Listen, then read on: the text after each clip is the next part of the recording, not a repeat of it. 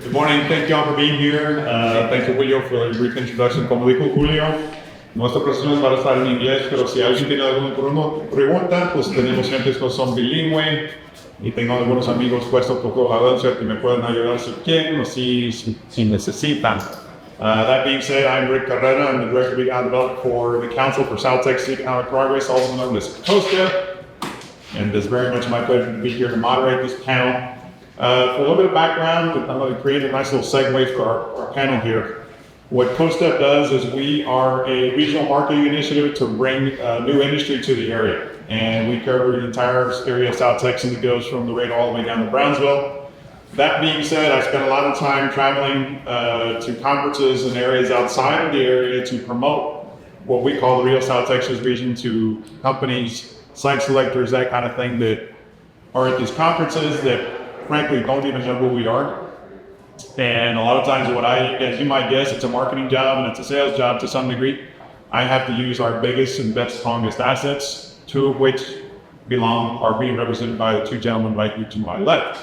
Port of Brownsville is a huge, huge hook. When I mentioned we have a land port with rail access to Mexico, it opens up eyes and all of a sudden it creates interest from those I'm talking to, as well as one of the largest ports, inland ports in all of Texas, if not the United States, run by Mr. Luis Bazan to my left, and of course, Port of Brownsville, Mr. Tony Rodriguez to the far left, both of which have been with their respective organizations for many, many years, have a ton of information and knowledge to share with us today. That being said, I'll go ahead and kick this off by getting some questions underway. We'll start with Luis. As you might guess, a lot of the bridges right now throughout the entire South Texas area, and if anybody has crossed over one or through one in recent memory, it's not the quickest and easiest way to get from one side of the border to the other, right? But how do we improve that? And it starts with infrastructure. So we'll go ahead and get Luis. Talk to us a little bit some infrastructure improvements at the bridge, Luis. I know the Mexican side, your respective bridge is supposedly complete.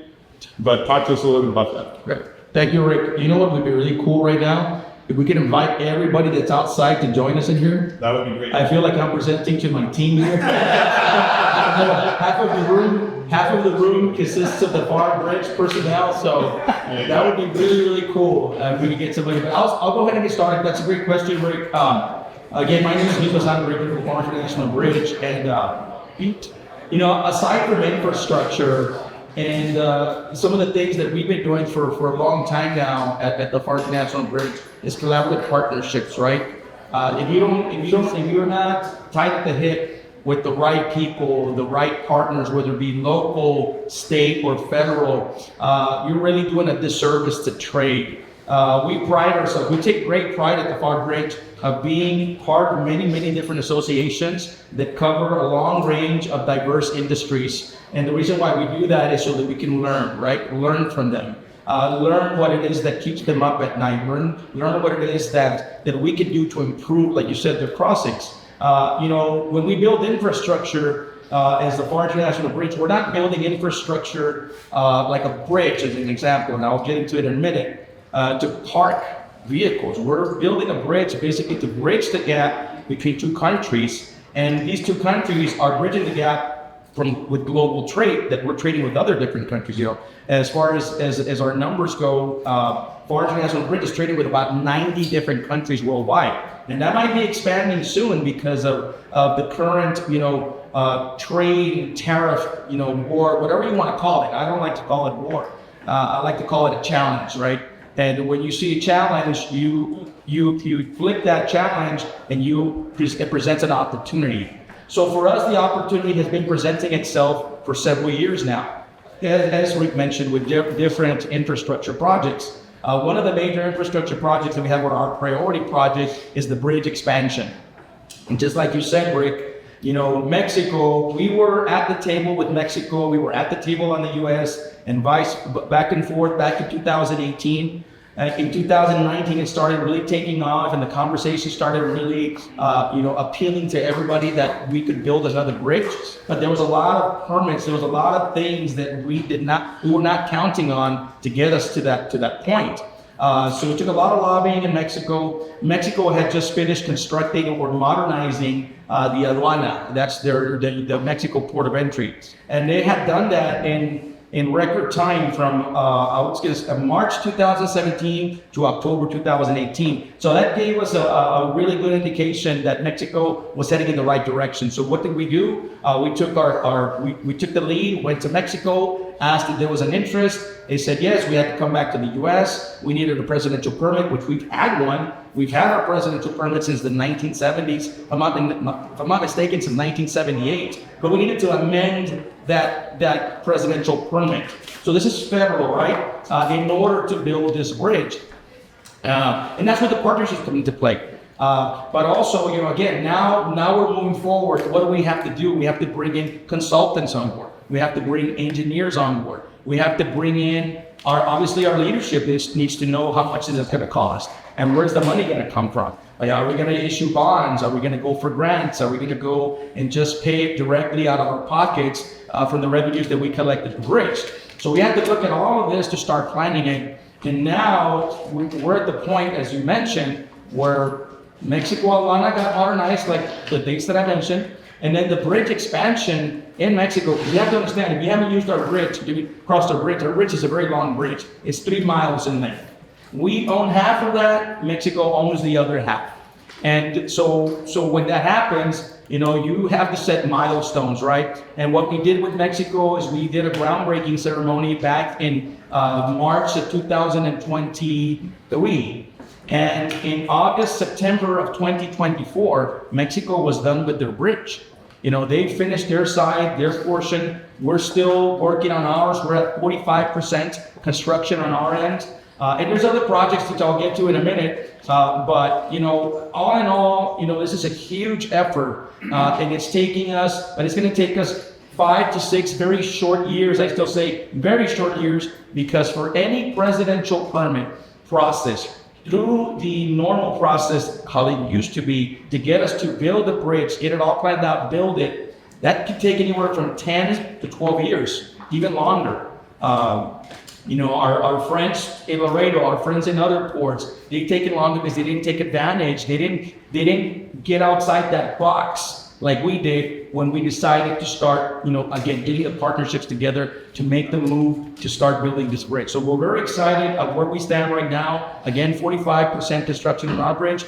We have a completion date of December, end of December. I'm not going to give you a specific date, but it's the end of December 2025 to become operational by the beginning of 2026. Just in time for your holiday celebration. Pretty much, yes, sir. Excellent.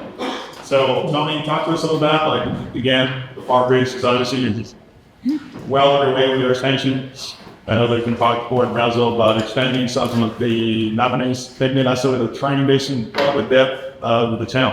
So, talk to us a little about that. Yeah, Rick, thank you, Rick. And good morning, everybody. My name is Tony Rodriguez. I'm the Director of Cargo Services, and I oversee the Pharr International number 62, which is our takes most of Cameron County that I have authority on.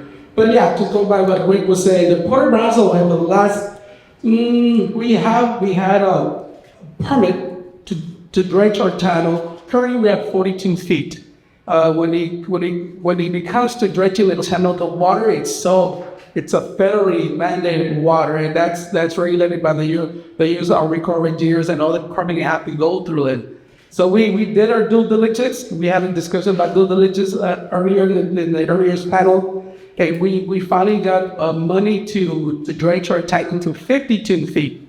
So what does that mean? What does it mean to the local or to the region and to the international trade? Basically, what it does, it provides us to have bigger vessels. We bring in bigger vessels.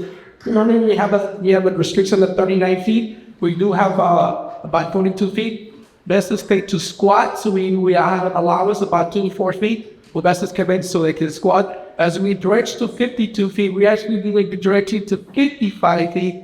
So basically, I staying constant, so we can vessels can come in and squat. What happens is, when you got bigger vessels, you become more efficient in your operations.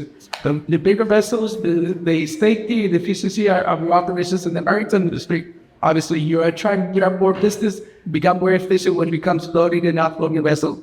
Like you mentioned, the whole process itself, the international logistics, we connect between obviously the first gas railroads, the CPKC in Mexico that goes back to Mexico, and of course I'm connected to the UP, the Pacific going up, and DNS go up. And again, as we move the infrastructure we do at the Port of Brownsville, now that's basically we're going to have revenue for us attracting long distance. There's a timeline that when we finally got the permitting, we were actually timeline that we were going to do it within 24 months. We had a partnership with the LNG next decade, playing a big role for us expediting the dredging. They were dredging the first 8 miles of the channel. The channel is over 70 miles long. So they're paying the first 8 miles of the channel, and the port of the federal government is going to paying for the rest of the money. The full project itself, it's taking us a good 25, 20 years to dredge. So it takes that long to dredge. And you do need a person into project. I think about you can't put the person, you did an act in Congress to actually dredge. So for anybody that's in the political, it's actually an act in Congress, and it's pretty intense to get an act in Congress for us to dredge. But we got those permitting, and in the partnership that we have with the next decade, just a project itself is about $1980 million project. I get it. It's not just architects. For our good partnership with the next decade, dredging the first 8 miles, and then others take it over. So we're picking up the rest of the dredging. So again, as we move to the new bigger vessels and new requirements the federal government is asking, that's going to basically help us. We're in tandem with the Port of Corpus Christi, the Port of Houston, and then Gulf Port in the United States, or in the Gulf. Great. So once you start getting that larger vessels in, what kind of doors does that open in terms of your ability? There's a big percentage of what we're going to talk about today is how these two ports play into the international trade scene. Because obviously, a lot of goods move to it from north to south and south to north, vice versa. Good. So, because I do know, and if you've never been to the port, I suggest you go visit. It's actually a very fascinating place to go tour. I've been on several tours, and the windmill blades that you see for power generation stuff, they've got tons of water. That being said, talk a little bit more about how that's going to increase. Well, third comparison about a vessel. Currently, what we're doing, we're bringing vessels. They're bringing steel slug coming in from Brazil. There are approximately about 48 to 52,000 metric tons with a drag of 52 feet. We will be bringing vessels of 80,000 square metric tons of steel slug.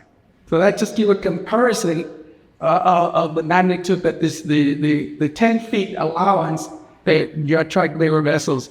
But going back to what Rick was saying, it is interesting that as we get bigger, in general, bigger on the draft, where the Port of Brownsville has gone and done a lot of infrastructure. We're opening a lot of patio space because of the wind energy business. The wind energy business is a good component, a good diversification of our cargo. We were big on steel, we were good on iron ore, mineral steel, and everything else.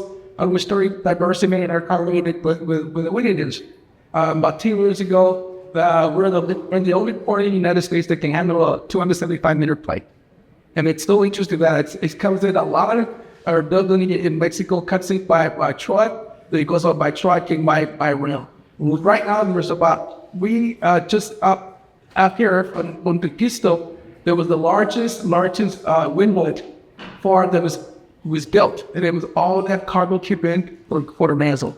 We have the nacelles, the hubs, the blades, the tires, everything you could look to work about. As you going back, the diversification of our cargo, where we're still looking to the freight boat and now going to project cargo. We do a lot of project cargo, and one is the wind energy projects. Here's a question from both of y'all. Overweight corners. That's how you get started. Absolutely. Talk a little bit about the overweight corners, your ability, how to overweight corners. Yeah, you know what? Interesting. The Port of Brownsville, very unique because the Port of Brownsville, I was one of the original, I guess, individuals, with Amadeo Science. The individuals from Amadeo Science, the port engineer from tech stuff in many years, and they came up with this overweight corner. And it was a concept that the Port of Oakland, if for some reason that concept, transfers into state of Texas, we're the first overweight corridor that was approved by legislators, the law. And we've been doing overweight corridors for many, many years now. And then now there's a lot of other counties that take it back and all the way corridor. We had other counties up in Dallas and Houston, Corpus, and there's one obviously a couple of years in Valley. But the overweight corridor allows us to do overweight. Nowadays, the overweight corridors are legal weight revenue carriers here for the business that allows you to carry 80,000 pounds. Where this overweight corridor allows you to hang it on your group back, so you can go 185,000 pounds, go 119,000 pounds. It's an average muscle miles of cargo, about 20 tons.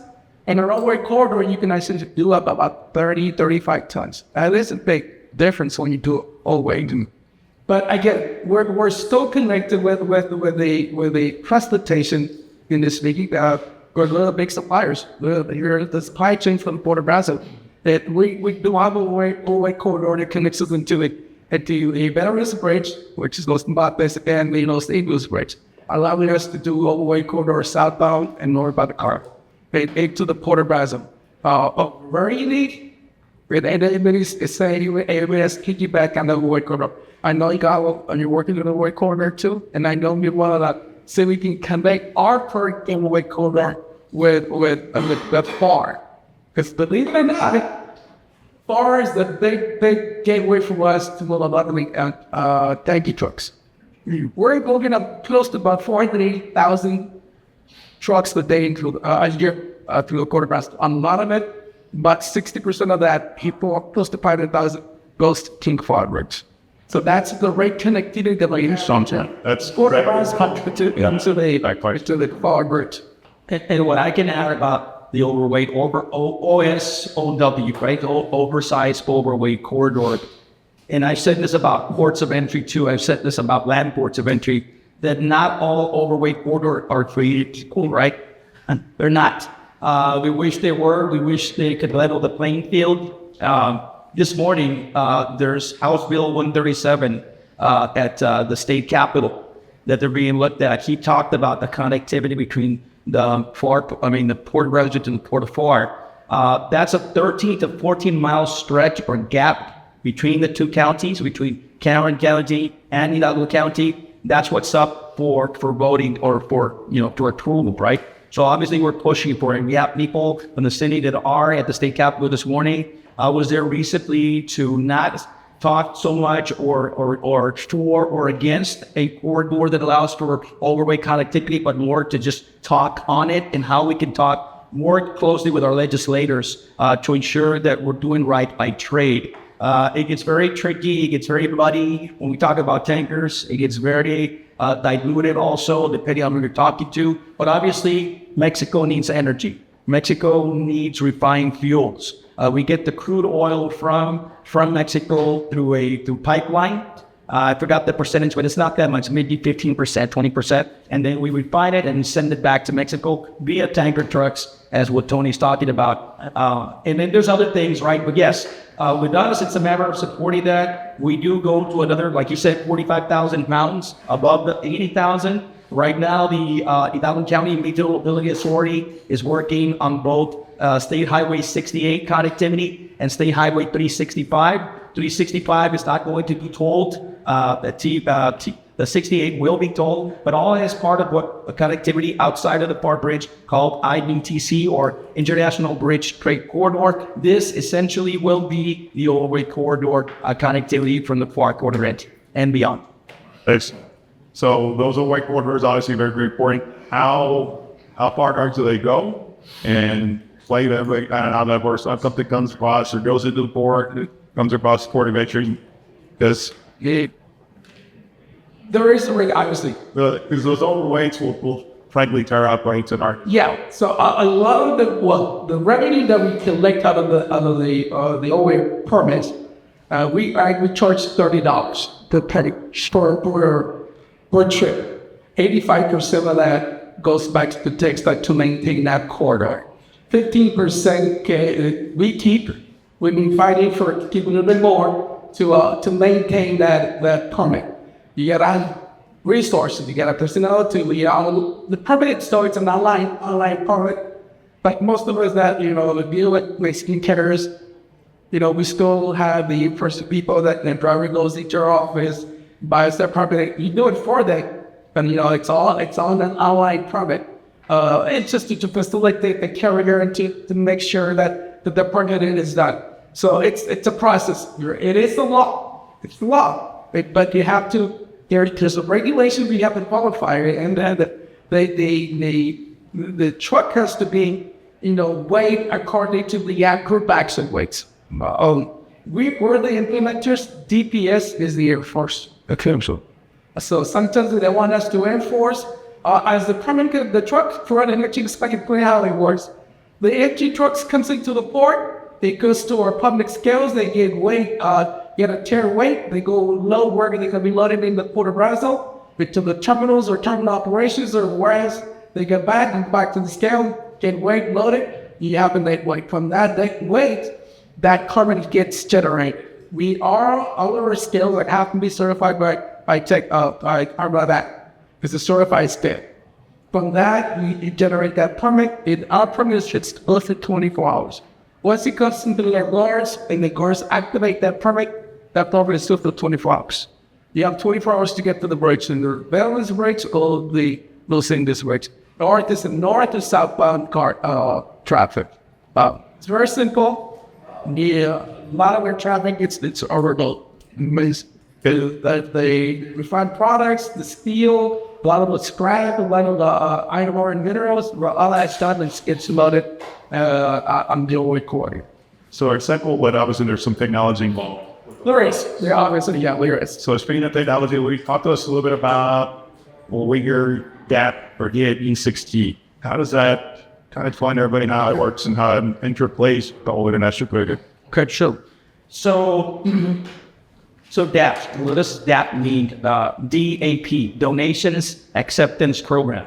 The Donations Acceptance Program is a program created by Customs and Border Protection by CBP back in 2014 that allows public-private partnerships, or in this case, city partnerships with the federal government to enter into an agreement to basically build the necessary infrastructure inside the port that is necessary for the next 20, 30 years and beyond, but also to be able to pay for it. Now, a lot of people get it confused. A lot of people think that just because you're part of the DAP program that you're going to get funding automatically. Well, your projects have to be shovel ready, right? Your projects have to make sense. A lot of the times, and Ezequiel, who's, I don't know what he's at, right? He's over there. He's gone with us tons of times to the financial meetings in Mexico City, and sometimes in Washington, D.C. And when you sit in front of the binational committee of federal partners, and if you have a great project that you're already working with, you're already working towards, but it does not meet the future needs of the ports of entry, the personnel, Customs Border Protection, DHS, they're probably going to flag it down and bring you back at another time when you're better prepared. Because again, you have to fit within their master plan, because you have to have personnel. We talk about technology, right? So technology is one part of it. Unfortunately, Customs and Border Protection, it's about safety, it's about security. Overall, they're here to protect our country, right? So technology to them, or even automation, probably doesn't make sense to them right now, right?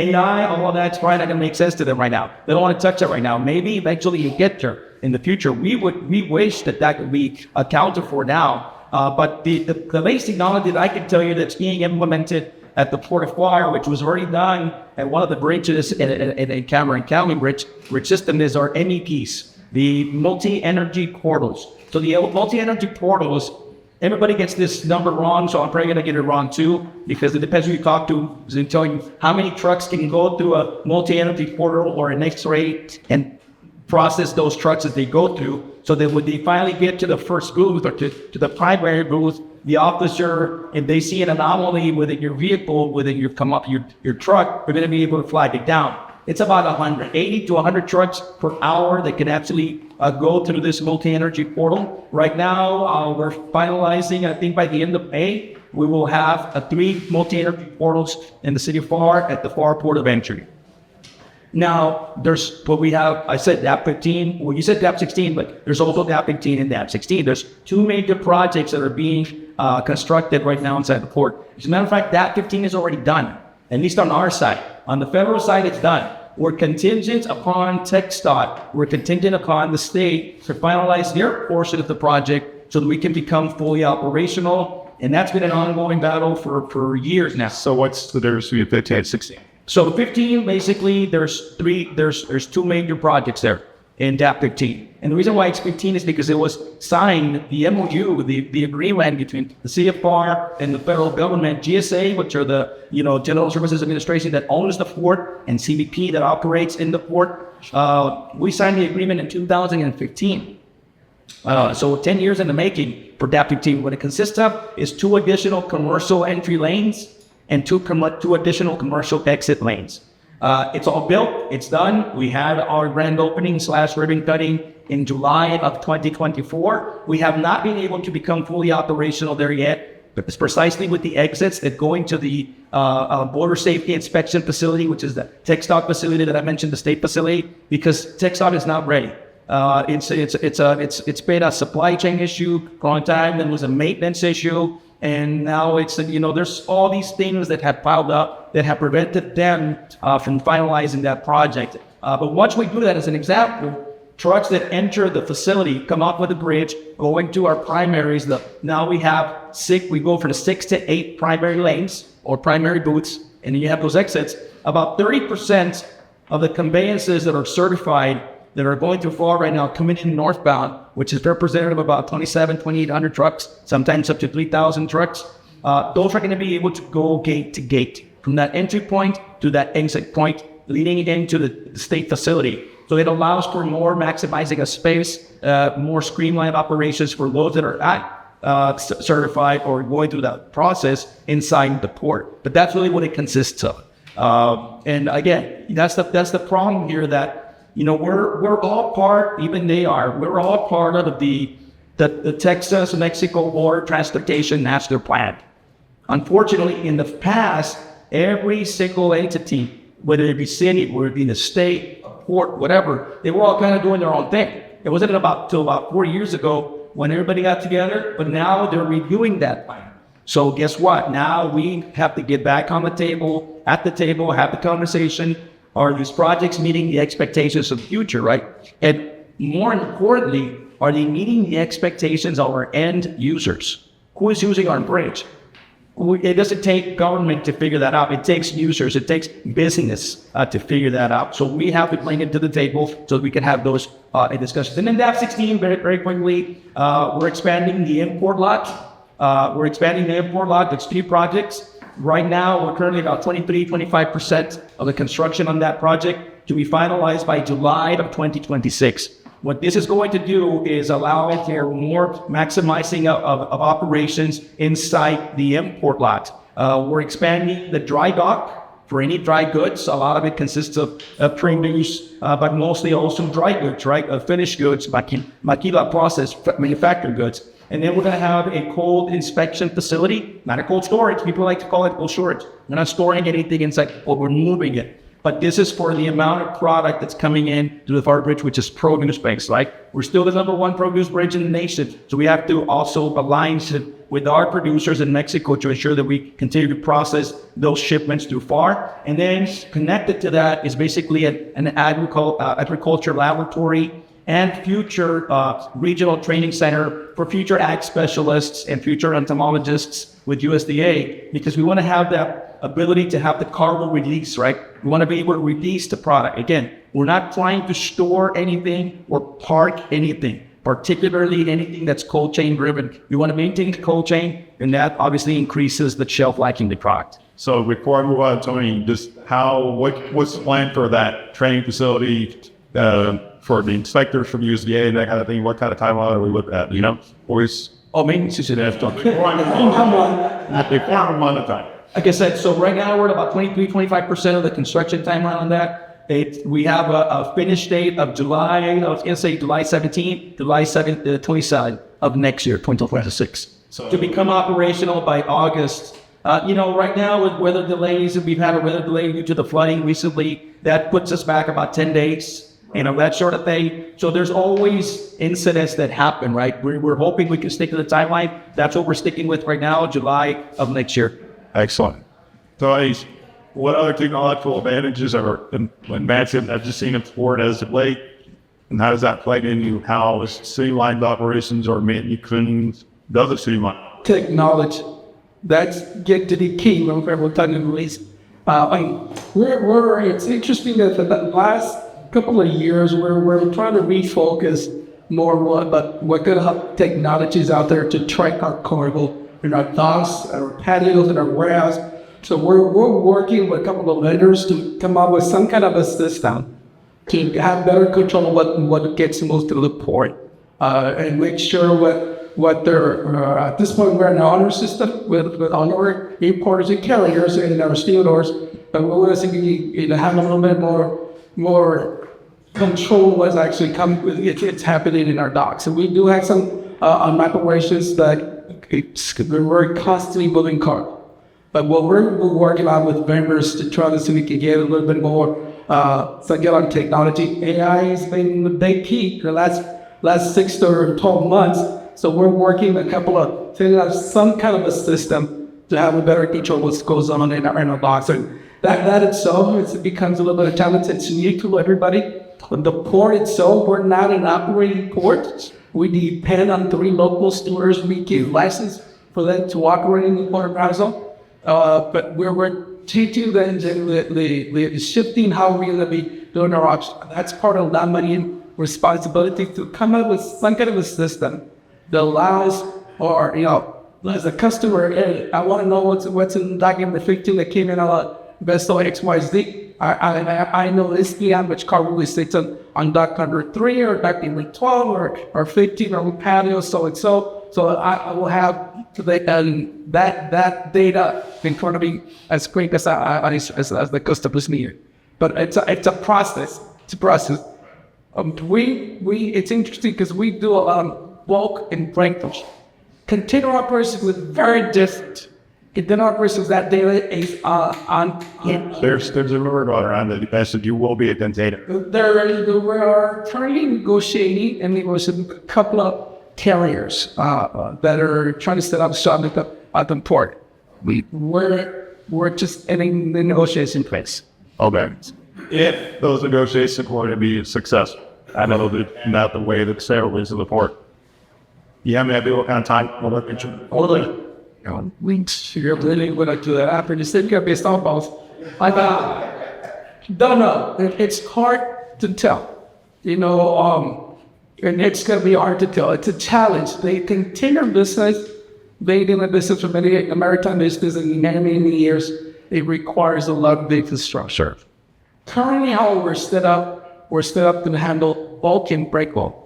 Container operations that require a whole new lot, restricted areas, infrastructure, cranes, resources, data. They're one of those deals that was taking on the port will do it. You as the carrier are going to be doing it. So that's part of the negotiation. By timeline, we do have some acreage close to the port, close to our docks. The container carrier says, hey, I want it close to the dock because I'm not getting it out. Containers operations are very different with the other commodities. They want to go in there, upload that vessel, and off it goes within just 24 hours. We're not set up. We're not set up. But a timeline, don't put the head until but 24 months maybe. That's Right. Sure. sooner. Yeah, maybe within the next 5 years.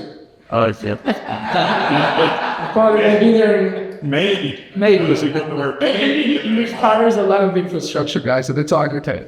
All right. No, it requires a lot of infrastructure, but it opens up a lot of doors. Yeah. But again, as you mentioned, and so that goes back. We actually poured the Rio last week, and they had that X-ray. We were actually able to see, how the trucks went through and the anomalies, as they call them. They call them anomalies. They'll call them contraband or like that. But it's an element. But it's all fascinating. So talk a little bit about tell me what the future besides the potential conveyor port is, the dredging and that kind of thing.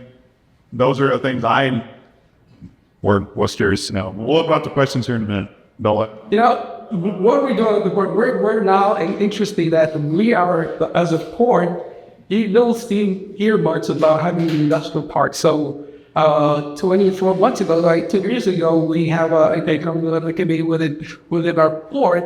This is, we have so much, it's the Port of Brownsville, the largest MS port in the United States. We have about 40,000 acres out of those 40,000, 23,000 acres of the developable acres. But we have a very unique plot right across our two basin. We have about 120 acres. So, I mean, we had a mission. You know what can we use of that plot? So we set out, came up with a vision, and we came up with an industrial park. And we're about 98% complete looking to on that industrial park. So, but it's very unique that as we turning the page, turning the chapter, what are we doing at the port? We're that 118 acre plot industrial park. We're now concentrating on what kind of maritime to build it, that industrial park. Yeah, we want to get into the light manufacturing, but we want to have a maritime component on it. A couple of years ago, we were in some conference with the Texas Economic Development that happened in Houston, and we, by discussion, we landed a customer near Westa. So Westa, a Japanese company, somebody talked about Turkish company earlier in the past. And so this individual is bringing in some wheat from the Midwest, and he's gonna produce it, manufacture flour for U.S. consumption. So it's a very unique process. Look, we go back again, that's the maritime component. That's what, as we studying the industrial part, is the added value. Yeah, we do a lot of, through COVID, we do a lot of steel, we do a lot of refined products, but we want to tap into the added value. What does that added value do? It creates jobs. At the end of the day, as Luis and I, we need to create jobs. But that's our management, our political people that we work under is, hey, what do? We need to create jobs. And that's what we do. The added value creates jobs. So that's the turnaround that we have with Westa. Interesting, you know, within the flour business, they say, hey guys, you know what I do too? I process sunflower. So we keep picking back on the flour mill. Now he's going to be producing sunflower, going to the international market. Tapping into the nearshoring. This is a good poster child about nearshoring. We got two big projects. The port one, this one, Westa, and Force Steel. Force Steel, let me talk about that about Force Steel again. Force Steel is another big company at the Port of Brownsville. They've been doing business at port for many years, for over 20-some years. And it decided, why in the middle of COVID, but instead they were going to do expansion, what you want. Trying to take advantage of the USMCA. We want to penetrate the US market. So we started talking from properties, only using Airbnbs. The only one I could find, they had a private jet so we can come in back and forth on the college. Believe it or not, we landed that project on the COVID, and now they're building a 6,000-7,000 square feet warehouse. They're going to be producing pipe fabrications, tube fabrication from the offshore industry. But that's another big poster child that we were showing. They were bringing in the rocket turbine from SDI coming in on a Stinton. They were producing some of the raw materials coming from Mexico, but they're going to reduce it in the US. Yet trying to penetrate the US market. Right now with the tariff wars, like Luis was saying, I don't hang the wars either. The tariffs, they're going to be taking advantage of it because that's what the new administration was. That's the poster child that both companies are playing in business support. That's what this new administration is going after. Again, and it's great pictures here. That project itself, it was a $82 million project. Now having the $129 million project of Force Steel. What's the completion date? That completion date was long gone. They're about 8 months now. Okay. Yeah, but they're actually telling Fortune, again, weather based that they grow. When you're building a 650,000 square foot warehouse, yeah, you're running into some challenges. Big challenges. Luis, any future developments other than what we talked about, right? You want to launch an idea on? Yes. So beyond this, how big stands to buy great things today? So you take that on a shirt stuff. Well, I think our future developments lie in the people, right? The relationship building. And I talked a little bit about that. I really there was a talk about that earlier too, my strategic alliances and partnerships. I think now more than ever, and I'm proud to say that at the Bridge, we've been doing this for a long time already. But right now, it's time, como dicen, fortalecer esos dedos números. We have to strengthen numbers, as they say. So the more people we bring to the picture, the more folks that we're collaborating with. As an example that I can give you, and Victor's right here, and thank you, Victor, for hosting this. This has been great. Victor's our EDC director, our president CEO, as everybody knows. And we've had a collaborative partnership with them and the chamber, the Greater Chamber of Commerce of Pharr for the past, I would say, 10 months. I think it's going on about a year now. And this effort is called the Pharr Border Business Advancement Initiative, right? Pharr Border Business Advancement Initiative. What it is basically everybody joining up together to ensure that we offer a more robust service, right? To the trade, to investors, to create jobs, to bring more business, to open more shops. Whatever it may be, it's all growth. At the end of the day, it's all growth, and we will all benefit from growth. But aside from that, we're also working collectively to retain the growth that we've established to date, because it didn't happen overnight, and it didn't happen organically. A lot of it is a lot of effort that we've all been going to make sure that this happens. And then, how do we sustain that growth? What do we do for the future? What do we do for future generations? I'm not going to be at the Bridge all my life. I got maybe another 4 or 5 years to go. I don't know. Maybe tomorrow's my last day. I don't know. But what I'm saying is we have to be prepared for what's to come. And by forming alliances, strategic partnerships, right now we have our new assistant director here, and he's bringing, for example, some other agency that we've probably known about for a long time, but we never really thought about tying the knot with them, Freddie is our trade liaison, business expansion, and special projects manager. Same thing, they've been working on some collaborative efforts there. Oscar Dueñas, who's our now international business development manager, doing more stuff in Mexico. Same thing. Of course, as a kid, he's our trade liaison. He's our consultant in Mexico at the high level, strategic partnerships with many different associations. Because of those efforts, we've been able to align with Karen is the National Association for Customs Brokers in Mexico and beyond. So we've been with these guys at the federal level since 2017, participating at their yearly convention, where we get in front of an audience, speak to about 1,000 people. These are decision makers, but we couldn't do it if it wasn't because of that platform that they offer, and we didn't enter into that collaborative partnership with them. And then you have Index Mexico. You have Index Reynosa that represents, I forget the number, Jamie, that over 200 Quinquinadoras in Reynosa, más o menos. But these guys are at the national level, federal level in Mexico. We've also joined up with them. This is going to be, I think, our 4th year going to that convention, doing the same thing, getting in front of the decision makers, getting in front of the folks that are making things happen, movers and shakers, as they say. And right now, those partnerships are going to be key for success, for all our successes. Why? Because of the things we've already talked about, the stuff we're hearing in the news every day, the tariffs, whether we're gonna, stay with China or not, whether it's gonna be 125% or less, or, now that Trump is talking to the CEOs of major retailers, and they're telling them, hey man, do we want empty shelves here? Or, do we want to fill our shelves? We need product from China. Unfortunately, that's the way it works. It's the way it's always been. That's why we signed the first NAFTA agreement. That's why right now we're in the negotiation, or about to start the negotiation process for USMCA 2.0, or whatever that might look like, right? So again, it's going to take those alliances, those partnerships, because it's all about learning. I ran into a quote recently that I had no idea that existed. And I was a longtime fan of this guy for many years when I was a kid, Bruce Lee. Everybody know Bruce Lee?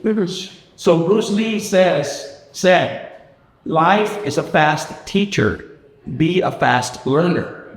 So we're constant students. We're consistently trying to learn as fast as we can. And right now, we're giving books, man. we're getting news, we're getting everything that hits us, because that's the way we're learning. A lot of these things, I don't think anybody was prepared for. We were at the Tony, we just left the building, Tony Martinez, who's our vice president for the board, vice chairman. We were at the NASCO convention in Fort Worth 3-4 weeks ago, the North American Strategy for Competitiveness, Canada, US, Mexico. And everybody was in the face with this. Nobody was expecting it to be so quickly, right? Everybody's thinking, well, let's phase it out. We understand there's tariffs. We need to do this. Implement what they need to, but phase it out. Give everybody a little break. But I think right now, after the first 100 days, we're seeing that, hey, we're going to come to the table with China. We're getting to the table with all these retailers. We're doing all these things to align. But those partnerships are going to do key and collaborative, in true collaborative fashion, what we need to work together. Thanks. We're almost up. But Tony, if you want to make any comments on all those lines in terms of how the port may not be able to influence that any commentary policy. You know, I think like she was just saying, all our partners we had this relationship for many years. We have partnerships with obviously with the city of Pharr, and Pharr Bridge, with the local chambers, the economic development. We become a regional port, you know, and not just because the Port of Brownsville is based in Brownsville, but what we've done, just echoing everybody. I've done presentations all the way up. I've had a presentation here at the Junction Cafe 2 years ago. Who would have thought this would be a presentation with the Rory? Now we're doing all those stuff that we never used to do before. You know, getting our story out there. You know, we do a lousy job getting our story, telling our story. But we have to build these relationships, but we're going to take advantage of those relationships. So what we've done, we actually gone out there and get into people's faces, because then there's a lot of questions. So what is the port doing? What is this LNG stuff? What is this SpaceX? What impact the SpaceX has had with the port? Somebody was asking about earlier, what impact the SpaceX has had at the port? What is the LNG projects? We got two big dollar projects in the Port of Brownsville. You know, the governor keeps calling we're the epic center. This whole region, we're the epic center on Texas, in the nation. You know, there's about 18 projects in the United States, 13 projects are in the state of Texas. They're in the $18 billion project. 2 of them in South Texas. People just don't realize that. The economic impact we have in our region. You know, yeah, we go about the sustainability, like Luis is saying, these are what happens after the LNGs is complete in the next 12 years? Because I won't be there. Nobody been in the park for 34 years. I need it for 4 or 5 years too. You know, I get it. But what happens, the LNGs leads about 5,000 people. Currently, they're doing about 3,800. They're going to be about 3,800 by the end of this year. But again, what happens after those 12 years that the LNGs complete? What do we have for the 5,000 people? So again, relationships we're building, but what happens is once you start building this $18 billion project, the tier 1, tier 2 suppliers start coming in. And that's why they have to be close to the port. No, they say, anybody that we talk to, every tier 1, tier 2 is like, I have a radius of 100 miles. So that's why it's a key for us to put us with the region. Canada, Edinburgh, Western Coast. So I'm going to harder to everybody. You know, I might just kill here and get back to the port nest. But we have to build those relationships. Yes, they are. They'll let us grew up here locally, and I come back in the day over 20 years, like in about 20 minutes to get to the mountains.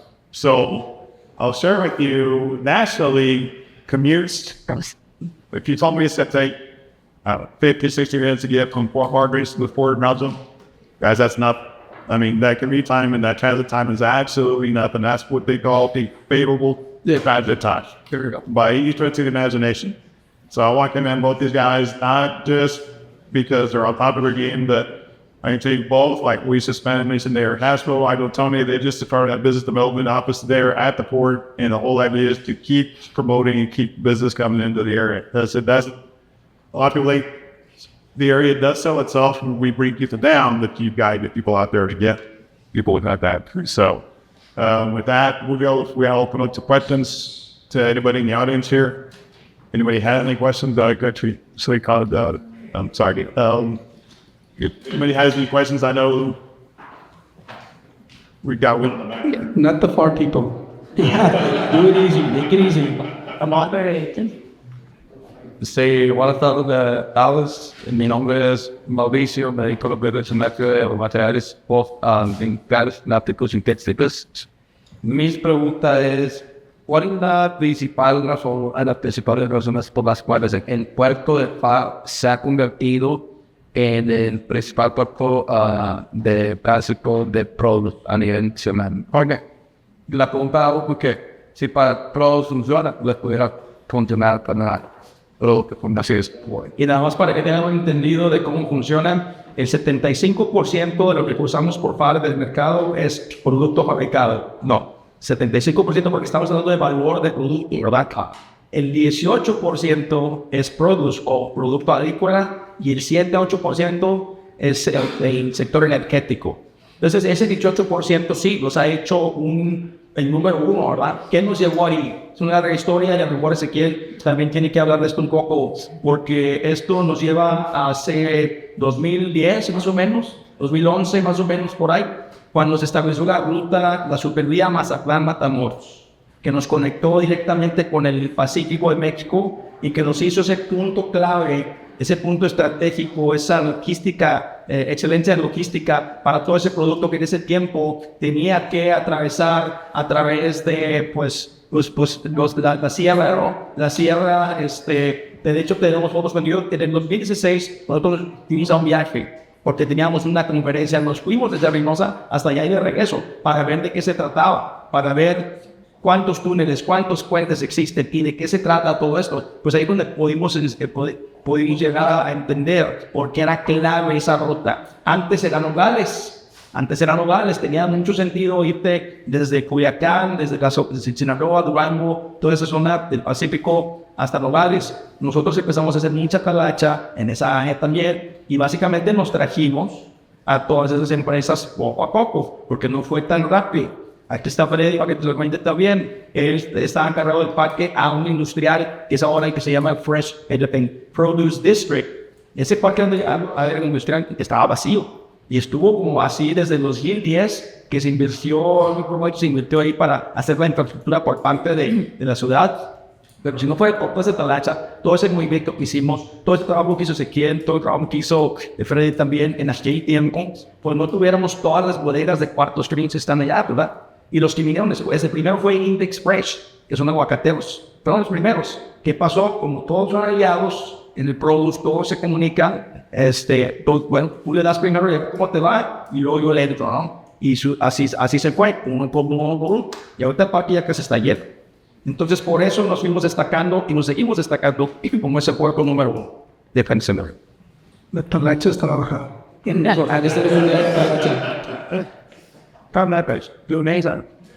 Simon, when you actually turn is like just one clarification to the first one, like when you said getting meat from Turkey and then the process to the name the sorry, I don't know. For the Turkish company, he's importing the raw materials to U.S. But the wheat, the company is Turkish. No. He's a Turkish investor. But I want to first, before I want to give kudos to Coasted. Actually, we Coasted, the ones, and we started talking to them. It was through Coasted and to the Tech City Economic Development.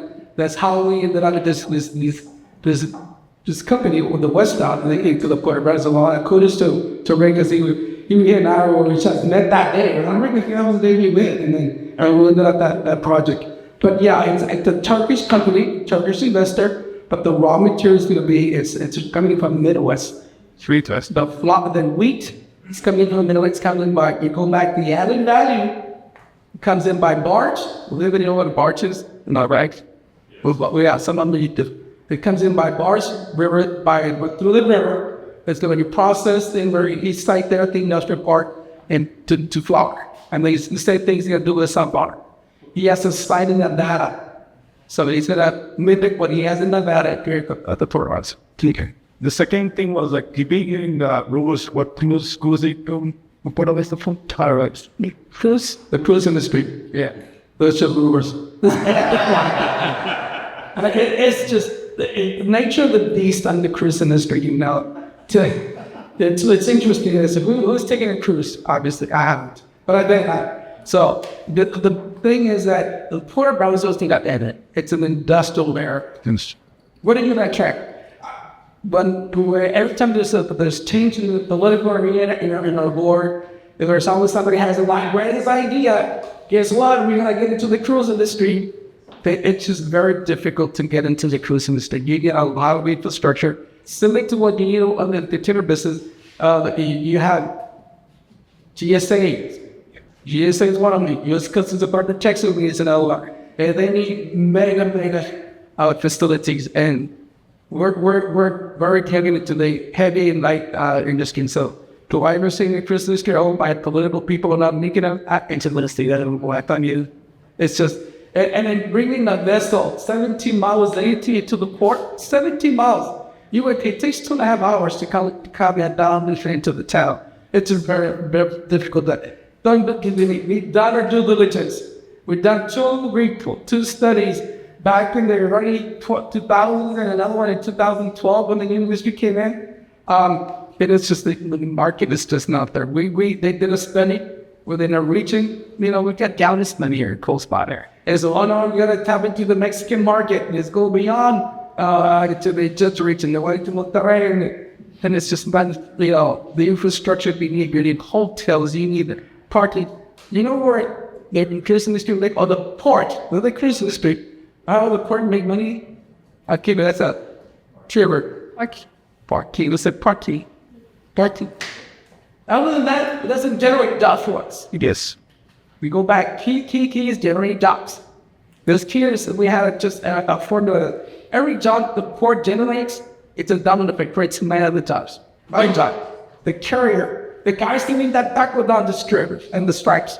So it becomes a domino effect for us. At the end of the day, the port was created back in the 1830s.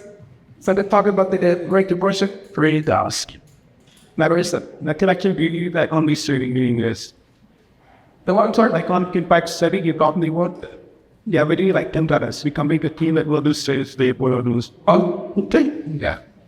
So when you need to Beyond the cruise industry, I don't know if they're supposed to be here, but I occasionally see guys fishing in the port.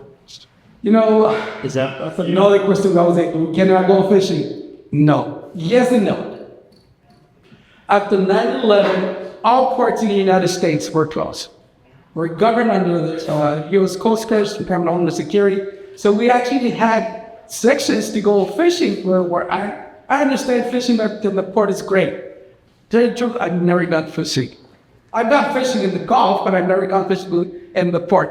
But because of the restriction levels that we need to comply, there's no fishing down the dock. But there's some areas within the channel where you can actually go out there and go fishing. You can, and the other way you actually come into a boat where you can fish down the channel. The other thing is you cannot anchor, you can attack into our docks, and you cannot tie into our docks. If we do, we had to do this thing about 10 years ago. This lady need to go bodies. They wanted to dock into our docks. They went to the ladies' room. That's a 25, that's a breach of security. She gets, remember, the water's very restricted. It's a $45,000 fine for us. an expensive stop? I said, we squished security. She never business to consider anything. I'm sorry. Big round of applause for our two panels.